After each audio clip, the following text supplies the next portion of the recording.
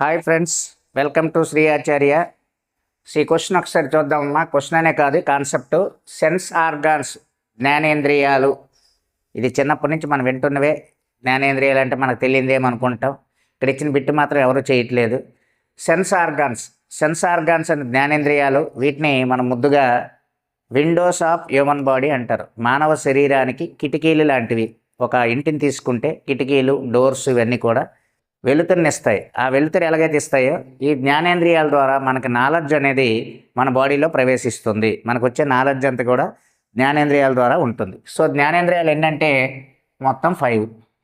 ఇందులో మనకి ఆల్రెడీ రాసాం. ఒకటి ఐ, కన్ను. ఈ కన్ను అనేది మనకి చాలా మేజర్ పార్టు.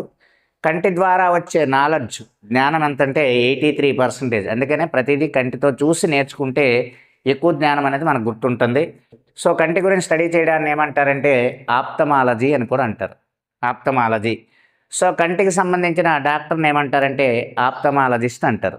సో కంటి యొక్క పని ఏంటంటే విజన్, చూడడం.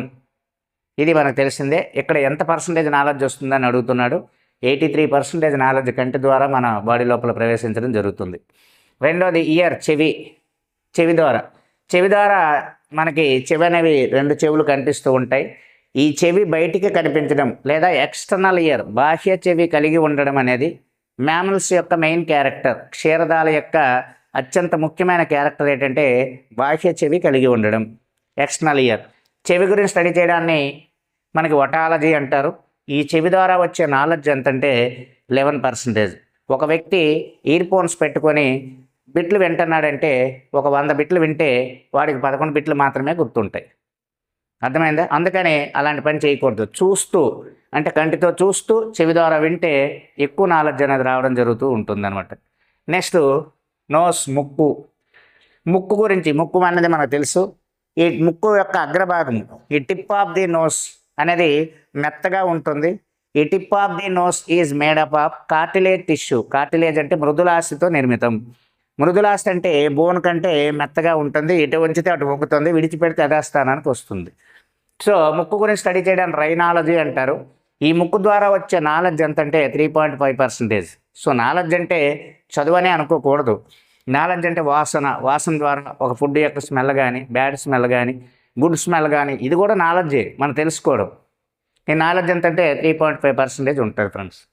అలాగే టంగ్, నాలుక అనేది మనకి నోటి లోపల ఉంటుంది. నాలుక అనేది టంగ్ అనేది ఒక మజిల్, ఒక అతిపెద్ద మజిల్గా చెప్తాము. దీని గురించి స్టడీ చేయడానికి లారింజాలజీ అంటారు. లారింజాలజీ. ఈ టంగ్ ద్వారా వచ్చే నాలెడ్జ్ 1%. ఎందుకంటే ఏదైనా ఫుడ్ స్మెల్ ద్వారా అయితే మనం కొంత ఐడెంటిఫై చేయగలం. ఆ ఫుడ్ నోట్లో ఉంటే మాత్రమే దాని యొక్క టేస్ట్ అనేది మనకు తెలుస్తుంది. సో తక్కువ నాలెడ్జ్ దేని ద్వారా వస్తుందంటే మనకి టంగ్ ద్వారా.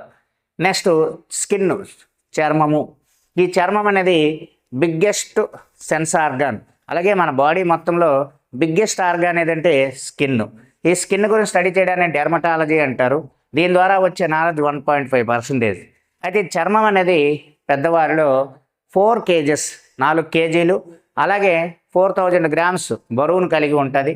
చర్మం అనేది మన బాడీకి ఒక షేప్ అండ్ సైజుని ఇవ్వడం జరుగుతూ ఉంటుంది. ఇప్పుడు మేకలో, గొర్రెలో మనం కట్ చేసిన తర్వాత చర్మం ఎలాగే తీస్తారో మన చర్మం కూడా అలాగే తీయచ్చు. ఓకేనమ్మా?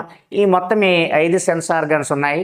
వీటి ద్వారా వచ్చే నాలెడ్జ్ ఎంత, వీటి గురించి స్టడీ చేయడాన్ని ఏమంటారు, వీటి యొక్క ప్రైమరీ యూజ్ ఏంటనేది ఈ కాన్సెప్ట్లో వివరించడం జరిగింది. నెక్స్ట్ కాన్సెప్ట్లో ఒక్కొక్క దాని గురించి, కన్ను గురించి సుదీర్ఘంగా, చెవి గురించి, ముక్కు గురించి, నాలుగు గురించి వివరించే ప్రయత్నం చేస్తాం. Thank you friends. ఖచ్చితంగా ఇవి గుర్తుపెట్టుకుంటే ఒక బిట్ మీ చేతిలో ఉన్నట్టే. Thank you friends.